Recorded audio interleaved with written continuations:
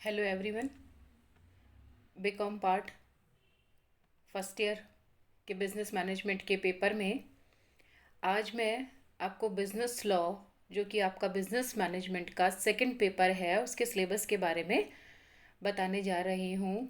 अब तक class twelfth तक आपके पास जो टेक्स्ट बुक होती थी, चाहे वो सीबीएसई के स्टूडेंट के लिए हो या किसी अदर बोर्ड के स्टूडेंट के लिए हो, तो वो टेक्स्ट बुक ही आपका सिलेबस मानी जाती थी। लेकिन चूंकि अब आप यूनिवर्सिटी के स्टूडेंट हो गए हैं, इसलिए यूनिवर्सिटी जो सिलेबस आपको पर्टिकुलर किसी पेपर के लिए प्रोवाइड करवाती है, या जो सिलेबस यूनिवर्सिटी आपको किसी पेपर के लिए देती है, आपको सिलेबस के उन्हीं कंटेंट्स को फॉलो करना पड़ता है और अपनी स्टडी को कंप्लीट करना होता है।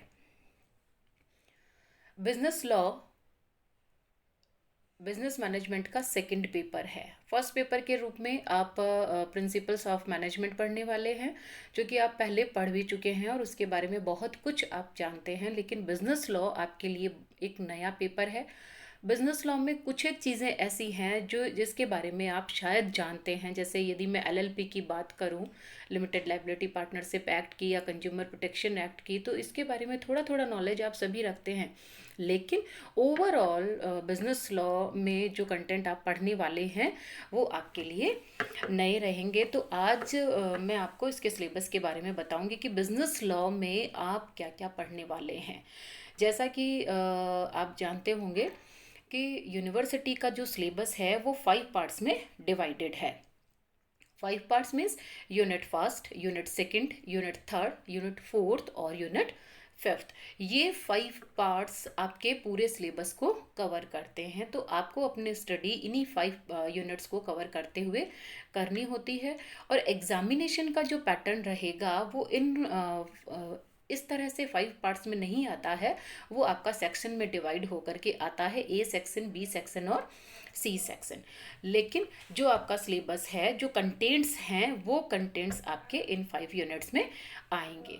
तो सबसे पहले जिन कंटेंट्स के बारे में मैं बात करूंगी, यूनिट फर्स्ट को हम सबसे पहले लेंगे। यूनिट फर्स्ट में हम देखेंगे, जैसा कि स्क्रीन पे आपको दिखाई दे रहा होगा, लॉ ऑफ कॉन्ट्रैक्ट 1872। इसका कुछ पार्ट हम लेंगे। लॉ ऑफ कॉन्ट्रैक्ट यानी हिंदी में मैं कहूँ तो भारतीय अनुबंध अधिनियम। इसमें नेचर ऑफ कॉन्ट्रैक्ट यानी अनुबंध की प्रकृति, क्लासिफिकेशन यानी वर्गीकरण, ऑफर एंड एक्सेप्टेंस यानी प्रस्ताव एवं स्वीकृति, capacity of parties to contract अनुबंध करने की क्षमता यानी पक्षकारों में अनुबंध करने की क्षमता, इसके साथ साथ फ्री कंसेंट यानी स्वतंत्र सहमति, कंसिडरेशन यानी प्रतिफल, और लीगलिटी ऑफ ऑब्जेक्ट यानी उद्देश्य की वैधता। मैं एक बार फिर से रिपीट करती हूँ। यूनिट फर्स्ट में हम भारतीय अनुबंध अधिनियम 1872 के बारे में बात करेंगे। और भारतीय अनुबंध अधिनियम 1872 की दो ब्रांच है, एक जनरल कॉन्ट्रैक्ट है और एक स्पेशल कॉन्ट्रैक्ट है। तो जनरल कॉन्ट्रैक्ट हमारे सिलेबस में हमारी जो 2 यूनिट है उसको कवर करेगा, फर्स्ट यूनिट को, सेकेंड यूनिट को, और स्पेशल कॉन्ट्रैक्ट थर्ड यूनिट को कवर करेगा। तो कहने का मतलब ये है कि जो लॉ ऑफ कॉन्ट्रैक्ट है या द इंडियन कॉन्ट्रैक्ट ऑफ 1872 है, वह हमें 3 यूनिट में डिवाइड करके पढ़ना होता है। फर्स्ट यूनिट में हम इसके नेचर के बारे में यानी इसकी प्रकृति के बारे में पढ़ेंगे, क्लासिफिकेशन यानी how many types of contract और एग्रीमेंट उसके बारे में पढ़ेंगे, यानी अनुबंध कितने प्रकार के होते हैं। इसके साथ साथ ही ऑफर एंड एक्सेप्टेंस के बारे में पढ़ेंगे, प्रस्ताव और स्वीकृति के बारे में, capacity of the parties to contract पक्षकारों में अनुबंध करने की क्षमता के बारे में, फ्री कंसेंट यानी स्वतंत्र सहमति के बारे में, कंसिडरेशन यानी प्रतिफल, और लीगलिटी ऑफ ऑब्जेक्ट यानी उद्देश्य की वैधता के बारे में बात करेंगे। तो फर्स्ट यूनिट में हम इन कंटेंट्स को पढ़ने वाले हैं। और इन कंटेंट्स में जो कॉन्ट्रैक्ट का एलिमेंट्री पार्ट है उसके वीडियो ऑलरेडी यूट्यूब पर अवेलेबल हैं, जो मैं ऑलरेडी उसमें अपलोड कर चुकी हूँ, तो आप उनको देख सकते हैं। नेक्स्ट जो यूनिट सेकंड रहेगा हमारा, वो लॉ ऑफ कॉन्ट्रैक्ट का जो जनरल कॉन्ट्रैक्ट का रिमेनिंग पार्ट है, उसमें परफॉर्मेंस ऑफ कॉन्ट्रैक्ट का रहेगा, यानी अनुबंध का निष्पादन। अनुबंध के निष्पादन का मतलब ये है कि जिस काम को करने के लिए हम कोई एग्रीमेंट करते हैं, किसी पार्टी के साथ कोई डील करते हैं, तो उसमें हमें क्या करना होता है, वही हमारी परफॉर्मेंस होती है। जैसे माल को खरीदने और बेचने का है तो एक पार्टी सेल करेगी, दूसरी पार्टी उसे परचेज करेगी, तो वही उनकी परफॉर्मेंस होती है। जिसको माल डिलीवर करना होता है, यदि वो डिलीवरी दे दे तो वो परफॉर्मेंस हो गई, और जिसको पेमेंट देना होता है यदि वो पेमेंट दे दे तो वह उसकी परफॉर्मेंस कही जाती है। इसी तरह से डिस्चार्ज ऑफ कॉन्ट्रैक्ट यानी अनुबंध की समाप्ति। समाप्ति का मतलब ये होता है जब अनुबंध खत्म हो जाता है, समाप्त हो जाता है। समाप्ति के कई तरीके हो सकते हैं। तो डिस्चार्ज क्या होता है, समाप्ति हम किसे कहते हैं, समाप्ति किन किन वेज या किन किन मेथड्स के थ्रू हो सकती है, हम उसके बारे में बात करेंगे। इसी तरह से इसी यूनिट में remedies for breach of contract यानी यदि कोई पार्टी कॉन्ट्रैक्ट को या अनुबंध को ब्रेक करती है, उसको तोड़ती है। ब्रेक करना या तोड़ने का मतलब ये होता है कि हमने किसी पार्टी के साथ डील तो कर ली, लेकिन हम उस काम को नहीं करते हैं, जो प्रॉमिस हमने किया है उस प्रॉमिस को हम पूरा नहीं करते हैं, तो इसको कॉन्ट्रैक्ट ब्रीच करना कहते हैं।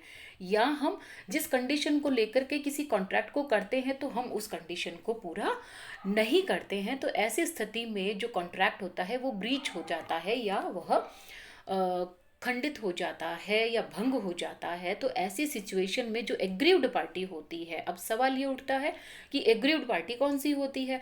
तो एग्रीव्ड पार्टी वो होती है जिसका नुकसान होता है, यानी जो पार्टी डिफॉल्टर रहती है, जिस पार्टी ने गलती की है, जो पार्टी अपने प्रॉमिस को पूरा नहीं करती, जो अपोजिट पार्टी होती है यानी जो सेकंड पार्टी होती है, वो एग्रीव्ड पार्टी होती है। जैसे एक्स ने वाई के साथ डील की कि वह उसे किसी पर्टिकुलर क्वालिटी के माल के 1000 पैकेट्स भेजेगा, लेकिन वह 1000 पैकेट्स नहीं भेजता है, तो इस सिचुएशन में वाई एक एग्रीव्ड पार्टी मानी जाती है। अब जब ऐसा हो जाता है, कोई कॉन्ट्रैक्ट ब्रीच हो जाता है, तो जो एग्रीव्ड पार्टी होती है उसको क्या क्या उपचार मिलते हैं, उसके राइट्स क्या क्या होते हैं, लॉ उसे कौन कौन सी रेमेडी अवेलेबल करवाता है, हम उसके बारे में बात करेंगे। इसी यूनिट में एग्रीमेंट डिक्लेयर्ड वॉइड। कुछ एग्रीमेंट ऐसे होते हैं जो शुरुआत से ही at the beginning zero impact वाले होते हैं, एट द बिगनिंग ही वॉइड माने जाते हैं, या हम यूं कहें expressly declared by the law, जिसे कानून स्पष्ट रूप से व्यर्थ घोषित करता है। शुरुआत से ही ये ऐसे एग्रीमेंट होते हैं जो व्यर्थ ही माने जाते हैं, ये कभी कॉन्ट्रैक्ट बन ही नहीं सकते हैं। कहने का मतलब ये है कि जब कोई एग्रीमेंट इस तरीके का होता है जो शुरुआत से ही व्यर्थ होता है, तो वो कभी भी कॉन्ट्रैक्ट नहीं बन सकता है। तो हम यहाँ पर उन कॉन्ट्रैक्ट की जो डिटेल होती है, उन कॉन्ट्रैक्ट की जो एक लिस्ट है, या वो कौन कौन से कॉन्ट्रैक्ट होते हैं, हम उनके बारे में बात करेंगे। यूनिट थर्ड में हम स्पेशल कॉन्ट्रैक्ट के बारे में बात करेंगे, यानी यूनिट थर्ड वो यूनिट है जो हमारी लॉ ऑफ कॉन्ट्रैक्ट की जो स्पेशल जो ब्रांच है उसको कंप्लीट करेगी। तो इसमें हम स्पेशल कॉन्ट्रैक्ट में इंडेमनिटी यानी क्षतिपूर्ति के अनुबंध के बारे में बात करेंगे, गारंटी यानी प्रत्याभूति, गारंटी यानी गारंटी के अनुबंध, एक पक्षकार जब दूसरे पक्षकार की गारंटी लेता है, हम उन कॉन्ट्रैक्ट के बारे में बात करेंगे।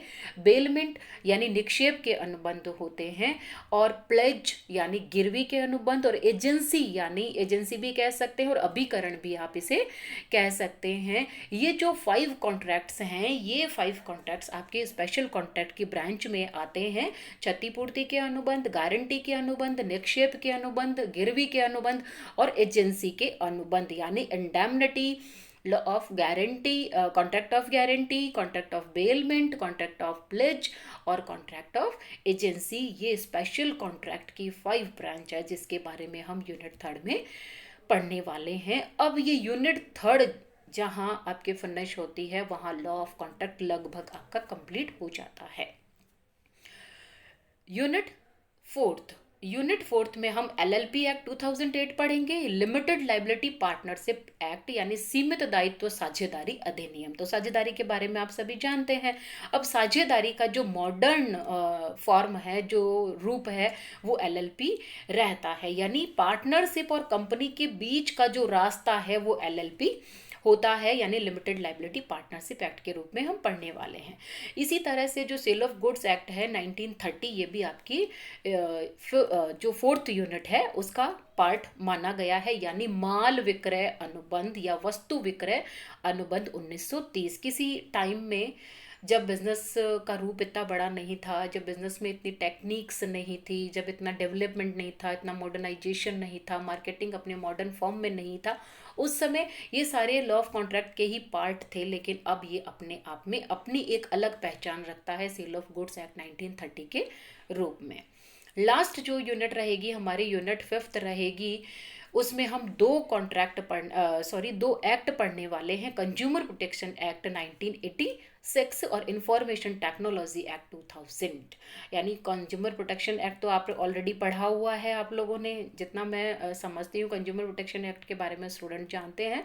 और इंफॉर्मेशन टेक्नोलॉजी एक्ट आपके लिए नया है, बहुत इंटरेस्टिंग एक्ट है, इंफॉर्मेशन टेक्नोलॉजी एक्ट 2000। तो ये आपका सिलेबस जो मैंने आपके सामने रखा, इसमें जो कंटेंट है वो आपको मेरे हिसाब से समझ में आ गए होंगे। और कंटेंट आपको पता होने बहुत ज़रूरी है, क्योंकि जब तक कंटेंट पता नहीं होंगे, बुक्स जो आती हैं मार्केट में वो हर यूनिवर्सिटी के सिलेबस को कवर करते हुए आती है, लेकिन हमें हमारी यूनिवर्सिटी को के सिलेबस को कवर करते हुए स्टडी करनी होती है। और हमारी यूनिवर्सिटी महाराजा गंगा सिंह विश्वविद्यालय, महाराजा गंगा सिंह यूनिवर्सिटी बीकानेर, उसमें बिजनेस लॉ के हम इन कंटेंट्स को कवर करते हुए अपने बिजनेस लॉ के पेपर के बारे में पढ़ेंगे। कुछ एक वीडियो अपलोड हो चुके हैं, आप उनको देखते रहिए, समझते रहिए। और आपकी कोई क्वेरी हो तो कमेंट बॉक्स में आप उसमें लिख सकते हैं। नेक्स्ट क्लास में हम वैलिड कॉन्ट्रैक्ट के एसेंशियल एलिमेंट्स की डिटेल के बारे में बात करेंगे। तब तक के लिए थैंक यू।